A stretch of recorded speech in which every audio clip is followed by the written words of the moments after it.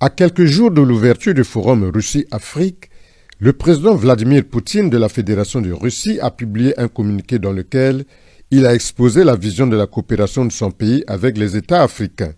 Dans une déclaration qu'il a intitulée « La Russie et l'Afrique, unir nos efforts pour la paix, le progrès et un avenir prospère ». À l'attention des médias africains, le président Vladimir Poutine a souligné que le sommet Russie-Afrique est un événement représentatif à grande échelle qui va réunir les chefs d'État et de gouvernement, des entrepreneurs, des scientifiques et des personnalités publiques.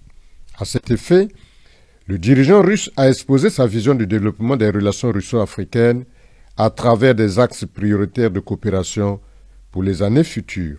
Vladimir Poutine a souligné que Moscou attachait une grande importance au sommet, à l'issue duquel il est prévu l'adoption d'une déclaration globale et une série de documents. Le dirigeant russe a également évoqué l'histoire des relations entre l'URSS puis la Russie et les pays d'Afrique. Pour lui, Moscou respecte toujours le principe de solution africaine aux problèmes africains.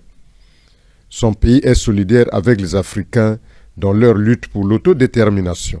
En insistant particulièrement sur le partenariat entre la Russie et l'Afrique à l'heure où se dessine le contour d'un nouvel ordre mondial multipolaire qui sera juste.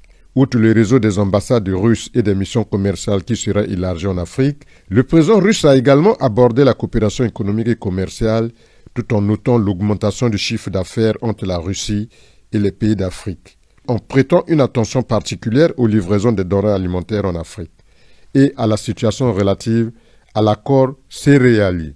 Pour lui, la Russie est en mesure d'assurer les livraisons en remplacement des céréales ukrainiens aussi bien à titre onéreux que gratuit, car son pays s'attend cette année à une récolte record.